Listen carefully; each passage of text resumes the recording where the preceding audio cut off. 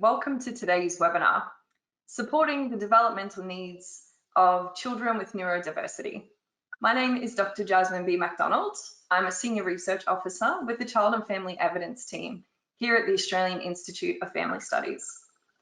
I'd like to start with an acknowledgement of the Bunurong and the Wurundjeri people, the traditional custodians of the land on which I'm speaking to you in Melbourne. I would also like to pay my respects to the elders, past, present, and emerging of the Kulin Nation, and extend my respects to other elders and Indigenous Australians attending the webinar today. Today, we're joined by two fantastic presenters to discuss research and practice insights in the context of work with children who experience neurodivergence. Such children may need additional support to help them engage and benefit from counselling, develop new skills, participate in learning environments, and to develop self-regulation. Right from the outset, though, we want to acknowledge that there are ongoing broad discussions around terminology, and we acknowledge that neurodiversity is a feature of the human experience. And today, what we're primarily discussing is neurodivergence, which refers to a range of developmental conditions and experiences, like autism. Hopefully, the rich discussion today, though, shows what really matters is the children and families that we work with see in our practice values and behaviours that recognise, support, and celebrate neurodiversity. So, setting the scene for us today, we have Dr. Sarah McLean, registered psychologist and the Knowledge Translation Advisor for Emerging Minds. Sarah works with families in child protection, disability, developmental difference, and challenging behaviours. Sarah's interest and depth of knowledge about child development is immense, so we're really thrilled to have her presenting today. And Sarah also wrote the CFCA paper, Supporting Children with Neurodiversity, that this webinar actually builds upon. We've included links to this paper on the event page and in the handouts for this webinar. So Sarah, welcome.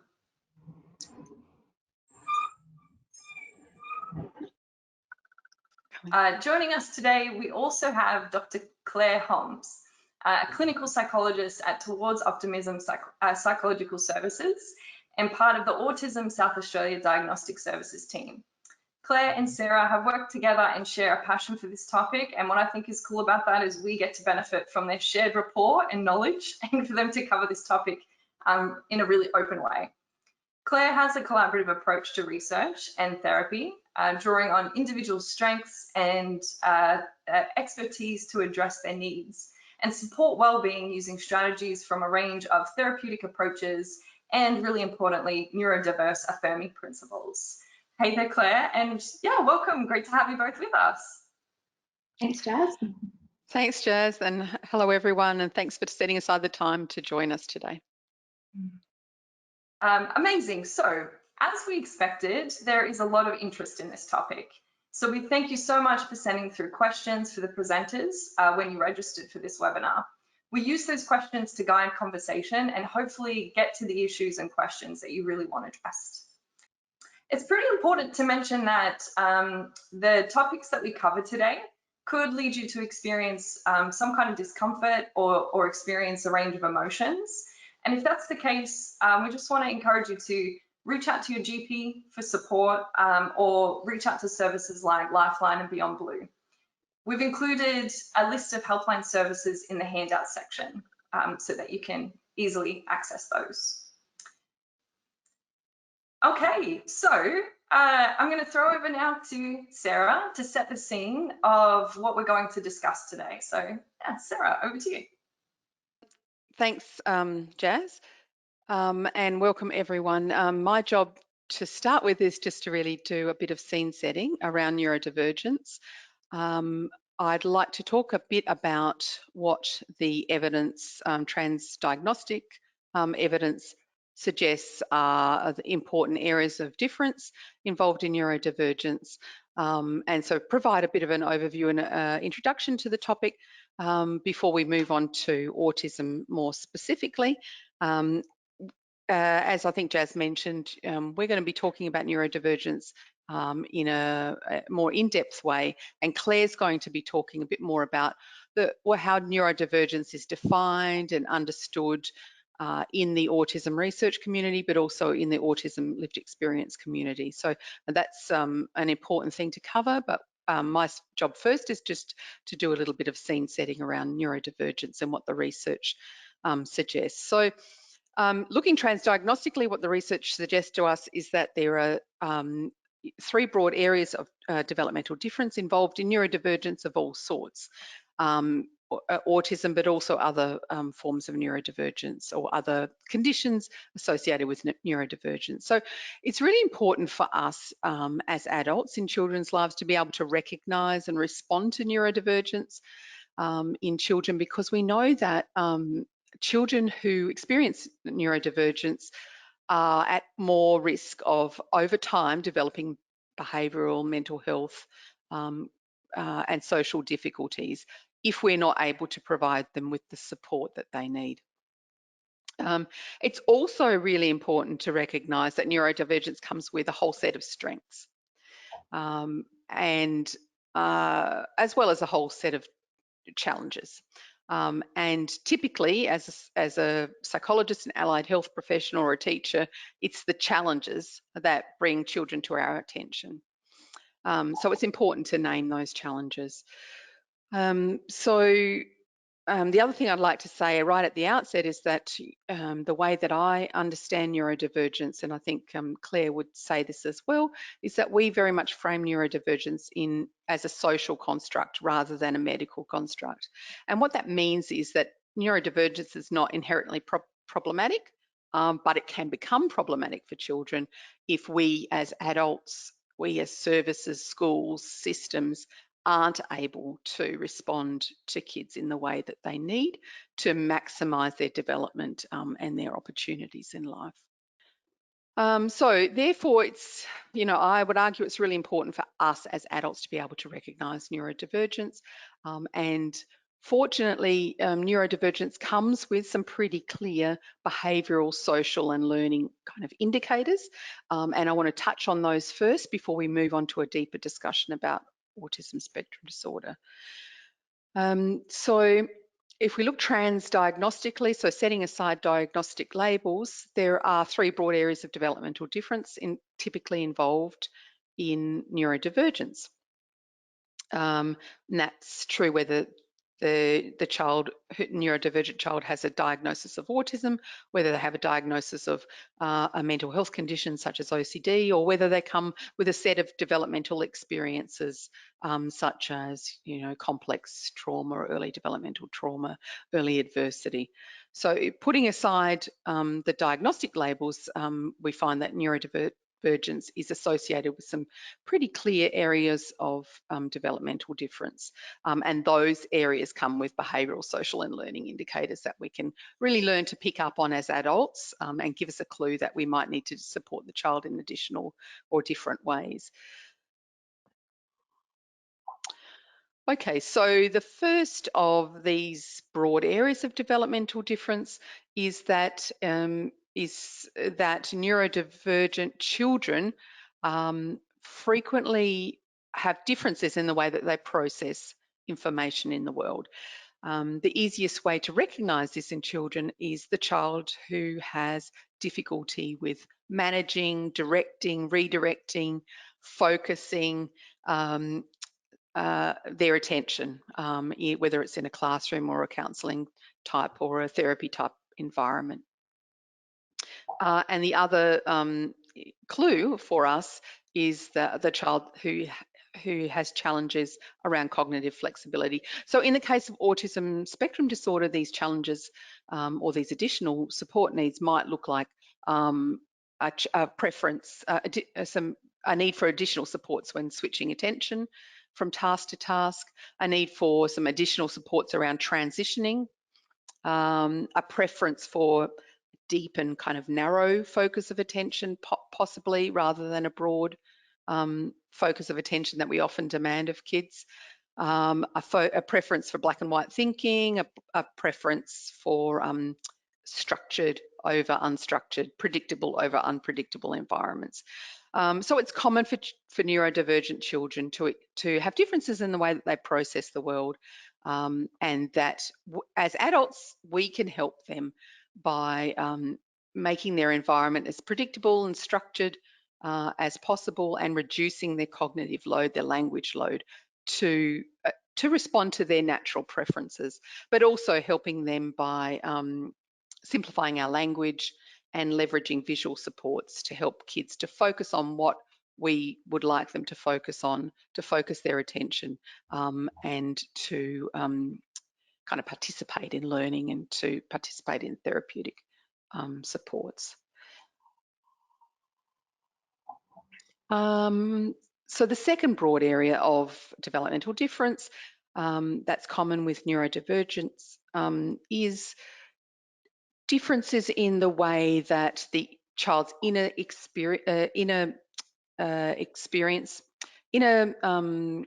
sensations and perceptions are experienced, how efficiently they are recognised and understood, but also how the child then interacts, accommodates, registers, processes, integrates, synchronise with the external world that they're involved with. So we can easily recognise clues that neurodivergence might be present for kids when there are emotional regulation difficulties, sensory regulation difficulties, and possibly also sleep difficulties. So in the case of autism, that might look like a child who needs additional supports to regulate, who may have strong sensory preferences and strong sensory aversions, and who might need some support around managing and creating a sensory environment that works for them, that keeps them focused and attending class. And also, typically, that might also involve difficulty with sleep. And I think we'll probably touch on that a little bit later when it comes to autism, a discussion of autism more specifically. So, so it's common for children who are not neurodivergent to have differences in the way that they experience, register and understand their inner experiences, but also differences in the way that they experience the external world, the impact of the sensory world, and also the impact of social demands that we place on them. And we can help them by supporting them to develop their capacity to understand themselves, their own internal experiences, but understand what kind of environment that they need to manage best in a schoolyard, in a school environment or in a therapy environment. And that often involves, creating a predictable, structured environment, involves understanding sensory triggers, building in sensory diets or sensory and behavioural strategies to manage that. And particularly in this area of support, it's really, I think, very important for the professionals involved to be able to be on the same page, to be able to share and collaborate their learnings about, share with others their learning about the child and what the child's learned about themselves, but also to focus on strategies that are, I guess, portable or transferable. So strategies that will work for both the school environment and the counselling environment and the home environment. So it involves a lot more collaboration than possibly many allied professionals are used to. And then finally, the final area of developmental difference is really, it's common for neurodivergent children to have additional challenges around picking up, learning new skills and behaviours, particularly adaptive behaviours, developmentally appropriate living skills and self-care skills, but also social strategies that other children might pick up more intuitively or implicitly without explicit support. So it's common for children who are neurodivergent to require some additional specialised and explicit support to learn new skills that in turn then helps them to participate fully in society, in learning, in social relationships and whatnot. So it's the adult's responsibility to understand the child as a learner, what their learning needs are, what motivates them as a learner, and how they like to be prompted, understand them as a learner, but and what's their cognitive level, understand them as a learner, but then also use very explicit, structured and systematic approaches to help them embed new skills. So that's a bit of a overview of the 3 areas or the developmental domains that are quite commonly different in children who are neurodivergent, and some of the clues that we can pick up that neurodivergence might be present. So I think I'm going to hand over to Claire now, who's going to go through some of the terminology that's important to understand in working in the autism community. I think, Claire, if you don't mind, could I just start a bit of a conversation? Because I just want to acknowledge what an awesome intro that was, Sarah. You covered a range of things there around regulation that's really fascinating, and highlighting the point that this is a nuanced area. It's quite complex. And I particularly appreciated and wanted to emphasize you talking about the social construction and also the strengths of the people that we're working with in this area. And just because we happen to see them at a time of challenge, it doesn't mean that we shouldn't be also acknowledging that strength.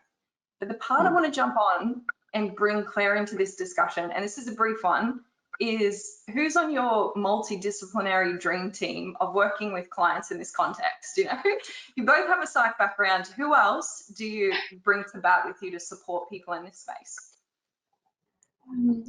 So many different people. Thinking about various people I support, we can have, occupational therapists, speech pathologists, social workers. Sometimes we have play therapists, the education team, your wellbeing team. It's just, we've been missing many. It's just, you want to have as big a team as relevant to that person as possible, I think. And teachers and parents are important players in that as well, or foster parents. And I guess what I've learned, time is a precious resource for everyone, and particularly for families. And so it's really, I guess, our responsibility as professionals to make sure that we're all speaking the same language and working. So I need to, as a psychologist, if someone accesses me on the NDIS, I want to understand what the occupational therapist is working on. I want to understand what strategies the teacher is using in the classroom, so that we can join them up. My job then is to fall into whatever's already in place and help the child to kind of internalize that, if that makes sense, rather than adding another set of new experiences into the child's life. So that kind of idea of really collaborating well, like you're saying, Claire, is really key. Yeah, amazing. Thank you both for that. I think we're off to a fantastic start. So we're talking today about a particular type of neurodivergence. We're going to focus on autism. And so, Claire, I'm wondering if you could talk us through, as Sarah was segueing to before I jumped in, could you talk us through some terminology and some considerations when we're talking about autism? Sure. I think it's really important to acknowledge that language around neurodivergence and autism is continually evolving. And I think one thing that I found really helpful in the area is to really just check in with what language is a specific person you're working with using, and what do they prefer. And so throughout this kind of discussion, you're going to hear terms like neurodivergent and neurotypical. So I guess just to make sure we are all on the same page, a neurotypical person is, simply put, someone who isn't neurodivergent. And a neurodivergent person is just someone whose brain functions in a different way, which means how they experience the world, their emotions, aspects of their physical environment, all of those sorts of things. It's just different from the average person or the general population. And that includes a wide range of people. So neurodivergent people can be people on the autism spectrum, ADHDers, includes learning differences. The list just goes on and on there. And you might notice today in the language that we're using around autism, we're mainly focusing on using identity first language, so autistic person, or person on the autism spectrum. There was a big survey in my state, and that was what came out from the autism community about what language they preferred best. So that's what I'll be using today, but I really encourage you to just tune into whoever you're working with and what they prefer as well. And go from there. Yeah, great. Did you have anything to add to that, Sarah? No, I think that's really nice. Sarah was talking about some of the different areas of neurodivergence that we might see in children. So Claire, I was wondering, so that we have something to pin these ideas to, could you talk us through the case study of Shay and kind of getting a sense of what some of the things we're talking about might look like?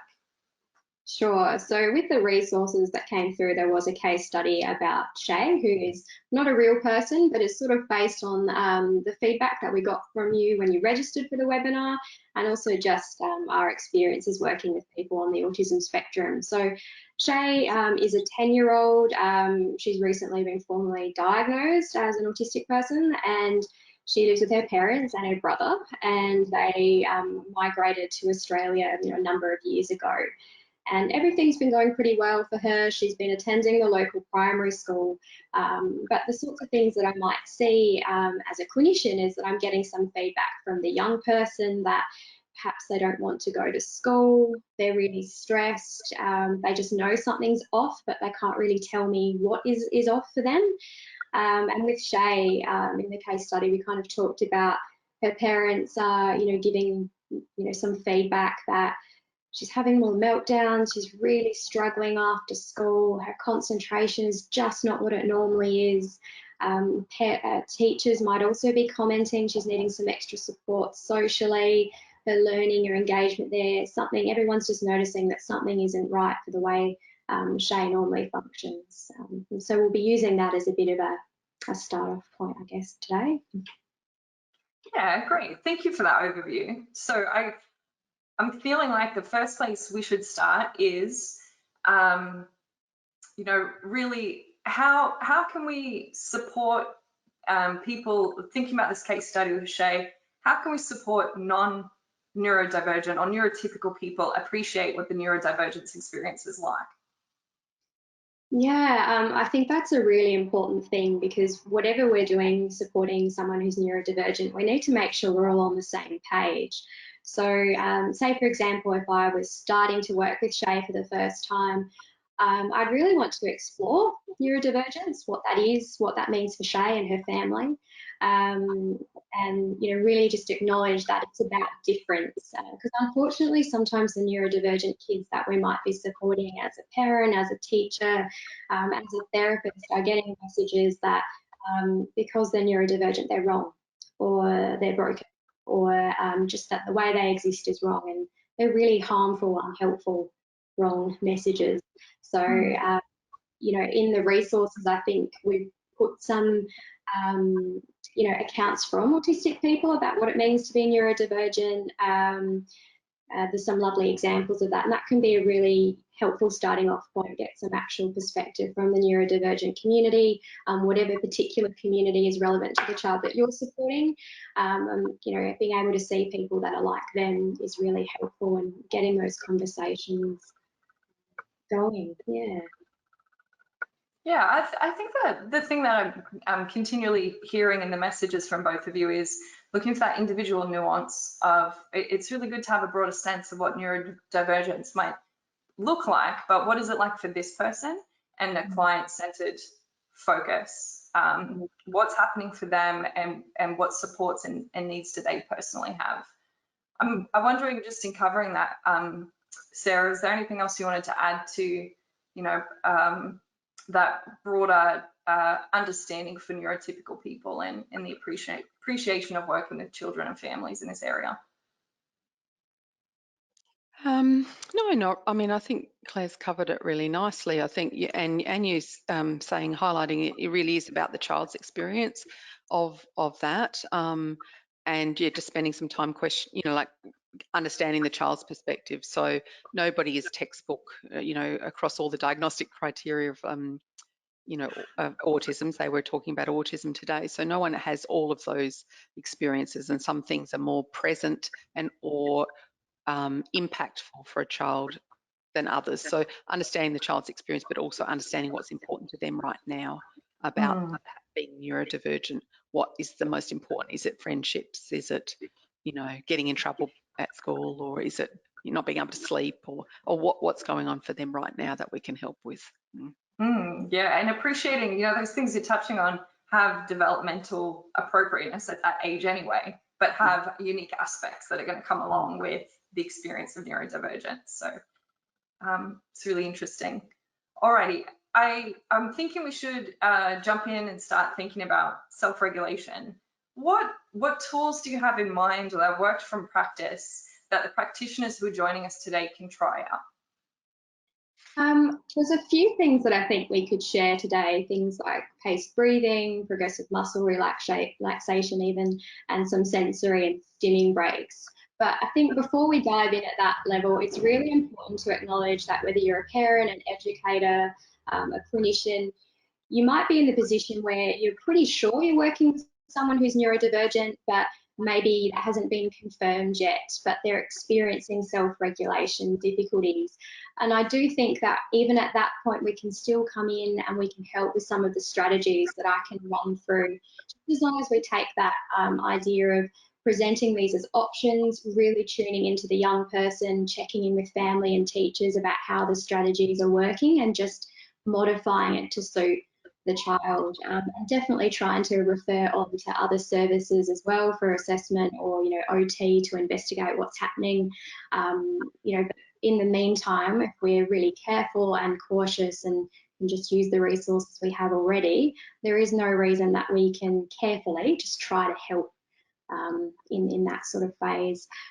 So I guess jumping to paced breathing, we talk a lot about breathing with regulation, and I think it's really important just to, whether it's with the young person or the family, to kind of talk through why. It's got to have some relevance for us to want to do any of these tools. So I guess why everyone harps on about breathing is because there's been a lot of research that essentially shows that when we're feeling different emotions, we have different breathing patterns. The really cool thing about that research is that it shows that even if we're not feeling calm, if we copy the way someone does breathe when they're calm, we actually start feeling calm. So that's why everyone goes on about, take a deep breath. And what I would usually work on with someone like Shay is just focusing on breathing out longer than you breathe in. That is the calm breathing pattern. And I might do something like suggest to the family, if they got any junk mail lying around, once they've finished reading with it, maybe get Shay to tear out some of the pages, screw them up into little paper balls, and have a very slow race to see how smoothly and slowly you can blow them across the table. It's a great way to kind of practice the skill in a fun way, get some feedback about what that looks like. And for people around Shay's age, but even older people as well, there's a great little app in our resources. It's called Panic Shield, and it gives you a bit of a visual cue to breathe in time with. It's very fun for the kids as well. You can pick the shape or the colour on the screen. It's completely free, and it just expands and decreases in size, and essentially just breathe along with it. You can even adapt the length of the breathing just to suit whoever you're working with, because for some people, 5 seconds out, 3 seconds in, they're going to be gasping for air. So you can play around with that, which is good. And progressive muscle relaxation, that's also in the resources, but the same principle. If we can make our bodies pretend to be a bit calmer, they kind of relax as well. So one that's really popular that is pretty easy for whatever context you're in to use is one called Squeezing Lemons. With a neurodivergent person, I might try and bring in their interests. So let's say Shay's particular focus at the moment is zombies. So what I might do with her is say, okay, I'm going to pretend to be a zombie. So I want to stretch out like you're trying to eat someone's brains. And now squeeze those fists. You've got the brain. Squeeze, squeeze, squeeze. And now we're all going to go floppy like a jellyfish. So just an example of how you can adapt that a little bit to suit the child, but you can make it Squeezing Lemons if zombies aren't relevant for whoever you're working with as well. Yeah, so there are a couple of ones, and I guess before I jump across to, perhaps looking at sensory and some stimming ones, perhaps Sarah might have something to add there as well. No, I mean, I guess the only thing I mean, I really love those, like those physiological sort of things, and some, down the track, perhaps not at the initially, and depending on the child's needs, maybe some of those addressing some of the kind of thought or cognitive aspects is also helpful. Just flagging that there are a range of kind of off-the-shelf programs like Superflex and We Thinkers and programs like that target that kind of one feature of autism spectrum disorder, with that kind of inflexible kind of thinking, and try and encourage children to have a bit more flexibility. But that's kind of a longer term thing when you say Claire, and also depends really very much on what the child's level of functioning is, or the social detective program. A lot of schools have these kind of programs as well. So just tag teaming with the school about what they are using already is sometimes helpful. Yeah, nice. I guess the other things, thinking about strategies people can run with right now, I'm a big believer in sensory breaks and stimming breaks. So I'm just going to tackle sensory to begin with. So we know that all of us, whether we're neurotypical or neurodivergent, we all have sensory preferences. Where I think it is different for neurodivergent people, and focusing specifically on autistic people, is there's a sensory need. In order for your sensory system and your body to regulate and feel calm, those needs have to be met, and they can look very different to a neurotypical person. So for a lot of neurodivergent people, it's really handy if we can, refer on to an OT. But in the interim, perhaps while you're sitting on a waiting list or that's on the to-do list, you can look around at, the resources you might already have. And again, being really mindful of presenting options, and say, for example, if Shay seemed really upset by one option, we wouldn't go near that again, but we'd make a note and share that information with other people in the team, and certainly with the OT. So things that I tend to do is I look at visual things we can do, touch, texture-based things I can do, and movement. So for visual, a couple of my favourite go-tos are Where's Wally? Might pull out the little Where's Wally book and go, oh, I've got a challenge for you. What's the funniest thing on this page? What's the strangest thing? And of course, Where's Wally? If you haven't got your books handy, something like, how many red things can you see in this room? Gives you a bit of feedback about whether the young person you're working with really tunes into that, if that helps them concentrate and regulate. For tactile things, sometimes, at home there might be a favourite blanket or something that they can seek out. In the classroom environment, we might have a sensory space with a few options, but we can also work a little bit with what we've got, especially with movement. Are there swings nearby? Can we have some sand pit time or some water play, or can we do funny walks across the classroom?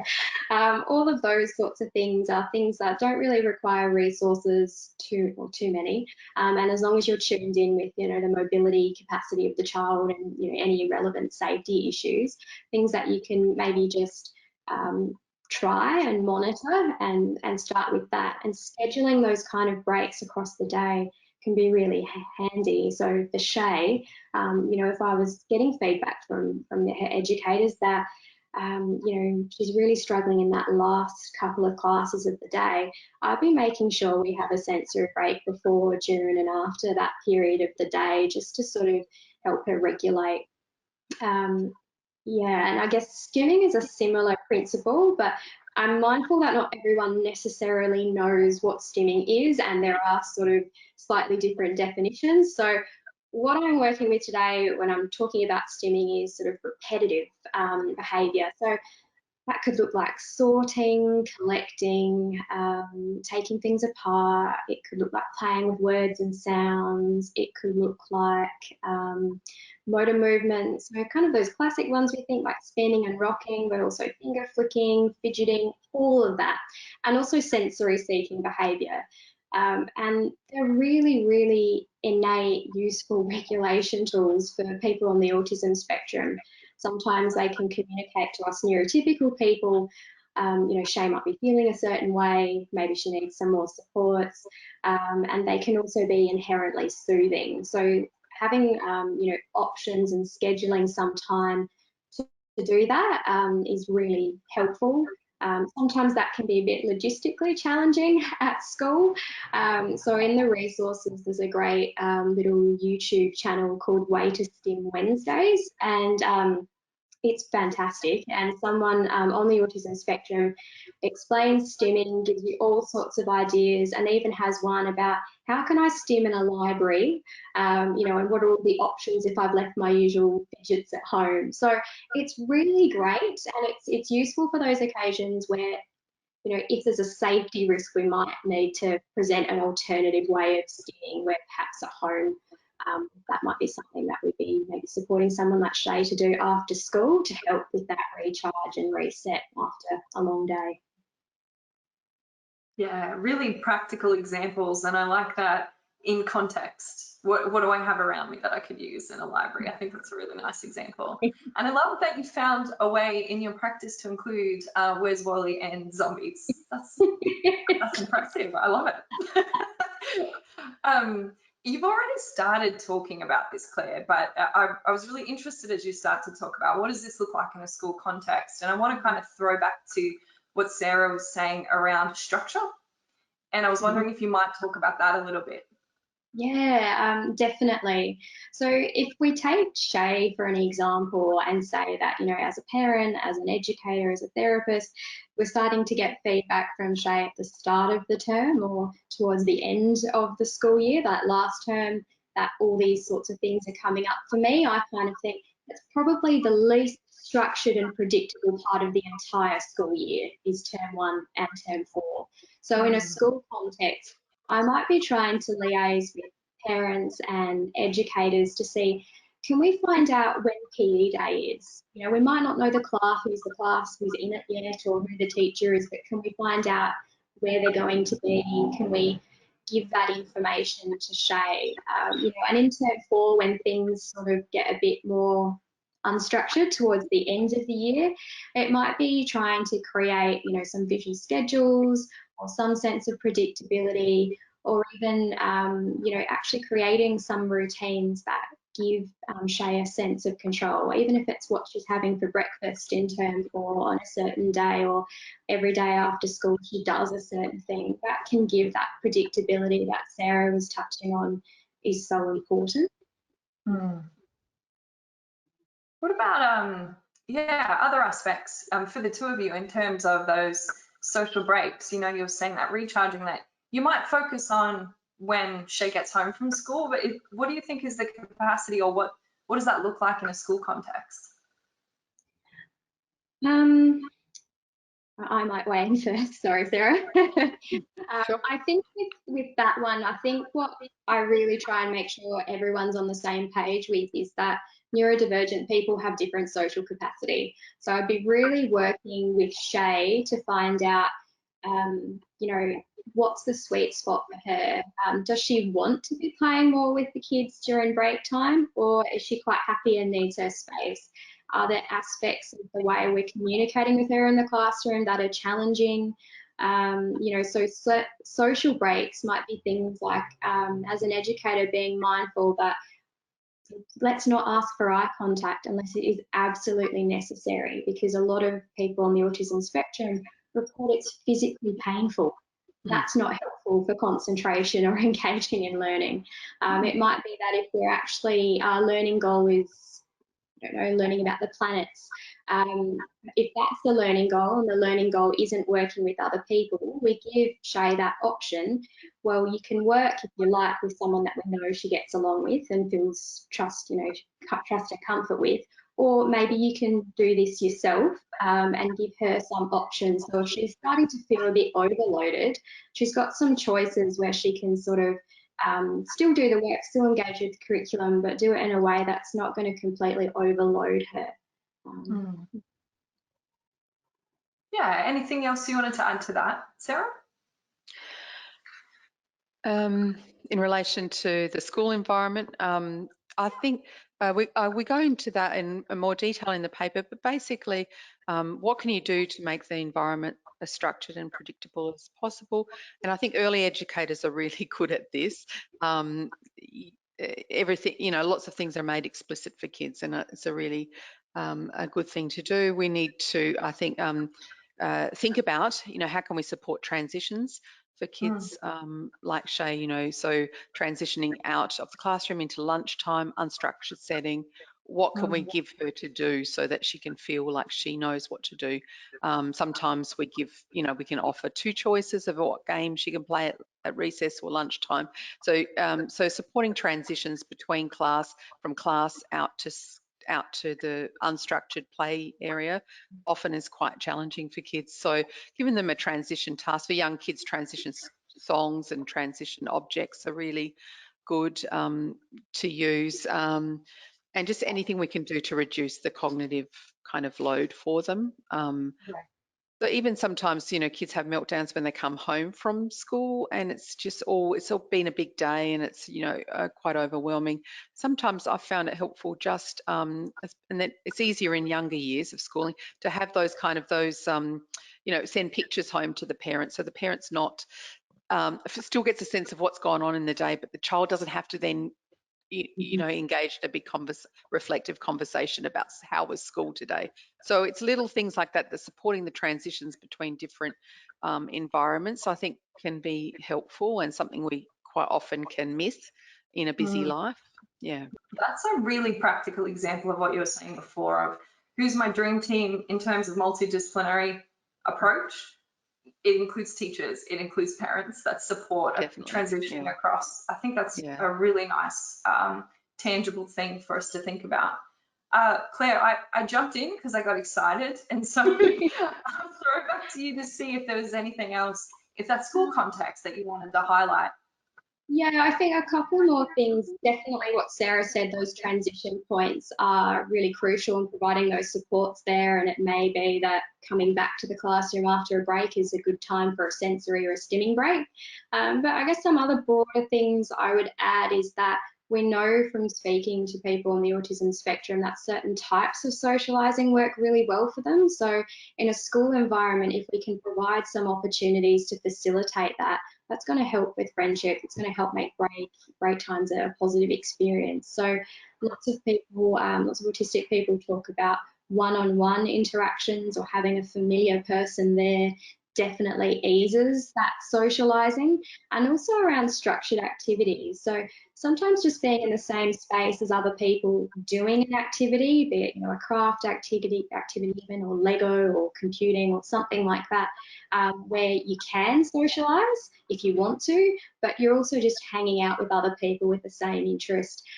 So that can sometimes be something that's useful to set up at school, and it doesn't always have to be that resource intensive. It might be that there's, a craft station somewhere, or, once a month there is something in the library that's a little bit more facilitated. And just making sure that we're mindful of the social needs of those young people on the autism spectrum. So we know that we have to be careful about how we're putting in social supports. So it's kind of looking like teaching a young child on the autism spectrum to behave like a neurotypical child. It's not, we get lots of feedback from older people on the autism spectrum that it's really not helpful. And sometimes what we're inadvertently doing is telling them that they're inherently wrong in the way that they want to socialise.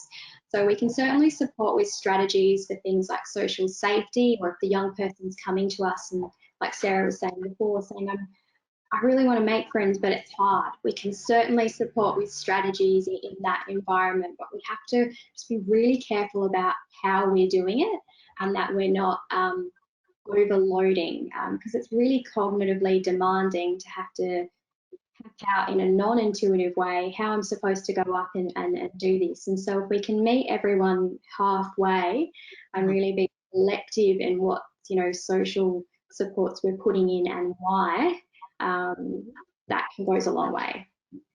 Do you find sometimes, Claire, that sometimes the need to teach social skills is reflects sometimes parents' desire, or other people's desire, adults' desire for them to, or or do you not? Did I get that Definitely. wrong?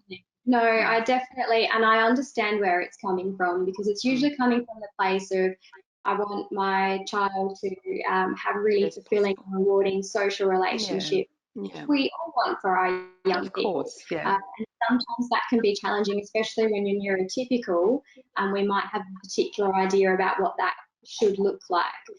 So it's not that, I think just the how and the why of how we're supporting things socially matters. And I'm not saying that we should never ever teach a social strategy, but we need to think about the pacing of it, the reasoning behind it, and that it's nice and flexible.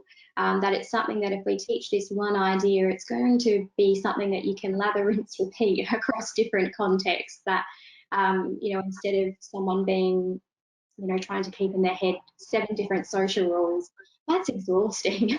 So it's just keeping that in mind too. Yeah, I think that everything you've covered so far is really fascinating, and normalizing, extending upon a bunch of experiences that are typical but with nuance. We're all exhausted at the end of the day, and if someone said to me, here's 7 things that you have to work on today, no. So there's practical tips, and appreciating that what we need to do is be flexible and adjust, not just expect adjustment on behalf of the young person that we're working with. I'm really excited now because we get the chance to go to the questions that are coming in from the audience. Yeah, there's a lot here that kind of really naturally extends upon what we've been talking about. One of the first ones I want to throw to the 2 of you is what maybe with the SHE case study, what cultural aspects might you be taking into account with the work that you're doing? Definitely. I think coming back from that, those early conversations we might have about neurodivergence, I think at that stage I'd also be checking in with any family, but also especially if I know there might be a cultural difference compared to my experience. What does autism, the word autism, mean to them, or neurodivergence, or what do they think of other words they might be hearing, like disability or difference or assessment or diagnosis? Because we do need to acknowledge that different cultures have really different perspectives on that, and sometimes that places more culturally diverse families in Australia in a bit of a bind, because they're trying to work within their cultural norms and values, and they might be quite different to the systems that might be really pushing things like disclosure and certain terminology that might have a very different meaning from their own culture. So I think validating that, casting around resources, there is in the resource pack for First Nation families that we might be working with, a really lovely book about neurodivergence in general, and would apply nicely to young people on the autism spectrum, that takes it from that cultural perspective. So there's great stuff out there. It's definitely worth having a search on the web as well to see, what we can bring in to support that. Yeah, right. Okay, I am just, sorry, I'm pausing for a sec as I was flicking through and considering the questions. One of the ones that has come through from a few people is that connection between neurodivergence, specifically autistic people, the things we might be working with in this context, and trauma experiences. And I kind of was thinking this earlier when Sarah, you were talking about the ability to control an environment, the predictability, and so some of those elements can overlap a little bit. Yeah, I guess I'd like to leave that open for the 2 of you to kind of share your experience clinically of the overlap here and things people should be thinking about. I guess I would just like comment. I get a lot of questions about, like, is this trauma, or is this disability, or, and I understand the question, and I would also say alongside that is sometimes we really won't ever know what a child's background is. Certainly in the space that I work in out of home care, we may never know the complex experiences that children have had, and so I find the dichotomies sometimes, this or this is actually not that helpful, and so I that's kind of my reasoning for kind of taking a transdiagnostic approach in a way, because it kind of like cutting through whatever the label is, or accepting that we may never know what the experience are of a child. What are some of the things we know will support them? And if we work in these ways, so neurodivergence informed approaches will also, it's the same kind of things that a child who's experienced complex trauma will benefit from as well. So I kind of don't see any mismatch there. So that, yeah, providing structure, supporting self-regulation, supporting learning and participation are going to help any child to participate more in the world. Yeah. Does that make sense? Oh, it Yeah, absolutely does. Yeah. Claire, did you have anything you wanted to add to that? I'd say definitely I agree with everything that you said, Sarah. And I think we don't mean to, but sometimes we tie ourselves up in knots when we're not sure, is it neurodivergence and some form of neurodivergence and trauma?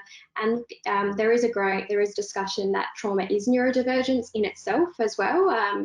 So I think those commonalities are really important to focus on. And at the heart of it, we know that whether it's coming from a trauma perspective or an autism perspective, there might be self-regulation, so challenges. So if we can just step in that do no harm approach, try some strategies, see what works, that's what's really important.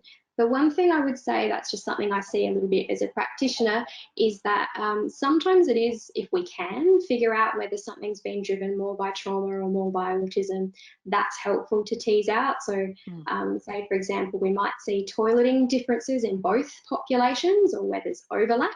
And so sometimes we might need to kind of go, oh, this sensory approach is helping, but not as much as I would expect. And maybe that's telling us there's something to do with trauma angle that we need to factor in a bit more than we already have been. So again, just being flexible. And similarly, you know, that you might want to work to reduce the cognitive and language load when you're interacting with kids, but for different reasons. But the practice is, the starting point might be very similar. Yeah, and comes back to that information gathering and taking the lead from the child and the family, like you were saying at the start, something that you incorporate to what can you work out, what do we know, and then trying to take that transdiagnostic approach. And for anyone who's interested, Sarah's already mentioned this, but I think it's a good thing to say. If you go to that paper, there's some really practical examples and explanation of that approach within the paper. Alrighty, some other questions that we have. One of them is around formal peer workers being used to support people people with neurodiversity. Any kind of comments on thoughts on the extent to which peer support workers are being used? It's certainly something that I see, you know, it's certainly something I recommend within, you know, NDIS funding, and I'll say some peer work might be really helpful. I think it can be really useful speaking to someone that's had a similar experience, has a similar vantage point to you as well. I think it's sort of a growing area, not just within the neurodivergent community, but within mental health and other sectors as well. I think it can be really helpful. And again, I know we keep saying the same thing, but coming back to what works for that person, because with any relationship or support, there needs to be a good fit between the people. So not every neurotypical person gets along, and it's the same, not every neurodivergent person gets along as well. So I think it is a really, really great support, and just like any support, work to find the right fit of peer worker or any other worker for that neurodivergent person. Yeah, nice one. We also have people wondering if there's a specialization within psychology of the kind of psych that would work with people living with neurodivergence, or is a referral to a general psych going to be okay as well? Do you want to start off with that one, Sarah? I don't know if you have a view on that, but yeah, to me it's more about the skills of and the attributes of the person, and a bit the willingness to work in different way, I suppose. Yeah. What would you? Yeah. Sorry, Claire. Do you think? I think that's, in a nutshell, it's more about how you do things. You know, the what you do matters as well, but how you do things. So there's no psychology, your standard psychology training program does not specifically teach you about in great depth how to support neurodivergent people. It gives that grounding so that people can go on and do further training in the areas they want to work in. So I think it's really, it really doesn't matter what type of psychologist. For example, I'm a clinical psychologist, but I work with absolutely amazing general psychologists who are just as qualified. So I think it just depends on asking them about what they work with. And we do know that some forms of for example, mental health therapies, looking at the autistic community specifically, we know that some autistic people will respond better to things like ACT or than say CBT, but again, there's variance there. So I guess really, as long as you're with someone that gets neurodivergence or is constantly working on that and working with you as a team, you're probably onto something good. Yeah, nice one. So just looking at the next question, this one I think is for you, Claire. We've got some people wondering about, what we've been talking about today is self-regulation with Shay, and that's for, a younger child. What do you think are some of the things to take into account when we might be working with older children or with adolescents? Yeah, that's a good question. I think when we're working with older kids, there can be that we're trying to move them towards managing things in an age-appropriate, more independent way. And sometimes, particularly if you're working with adolescents, they want to be taking more ownership of their self-regulation as well. So sometimes ways of making those prompts less person-dependent, a bit more external. So I've had some people that I work with will use things like reminders on their watch or their Fitbit, or we might try and work with them and go, okay, at lunchtime, maybe you can try this strategy, or in the last lesson of the day, you can try that strategy. Just some things to kind of cue them in, either to just to check in at that point or to use a strategy, and maybe to have some sort of external cue that they can be in control of, with some alarms or some reminders that just prompts them to do that as a way of supporting increasing independence with using some of those skills. Yeah, great. That's really nice examples. Okay, I'm just checking out for another one. Okay, this one, Sarah, I think is for you. I'm wondering if you might be able to talk through some of the things you take into account or focus on when you're working with and supporting parents. I think working with parents, I think the distinction when you're working in the neurodiversity space is around, as psychologists, we're often trained to work in short-term interventions, very focused on a diagnostic category. When we're working with families where neurodiversity is there, we're looking at a long-term relationship and walking alongside the family. So for me, it's really important to meet the family where they're at as the first instance.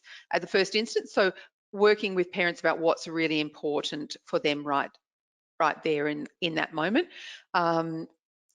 And for parents, it's often about safety, or it's about sleep, because when a child doesn't sleep, and sleep disorders are extremely common in amongst neurodivergent children, it's exhausting for the family. So it's very hard for parents to parent in the way that they really want to when those kind of things are getting in the way. So often we will address those kind of things first, as a way that I can value add to parents.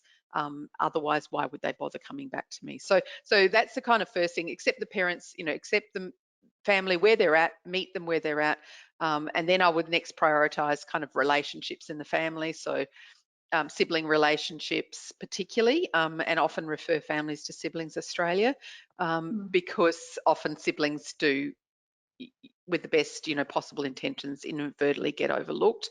And then the other thing is helping families to work with time. So families are very time pressured, so supporting them to leverage their resources that they might have under NDIS in the best possible ways. What can they outsource to people that really doesn't matter, and what do they really need to focus on to have quality relationships with their kids? And I can help with that often as a psychologist by coordinating all the professionals and making sure that parents aren't engaging in stuff that they really don't that's really not a good use of, or could be outsourced to other people, I suppose. And really finally, just, in terms of neurodivergent children, it's a life long journey.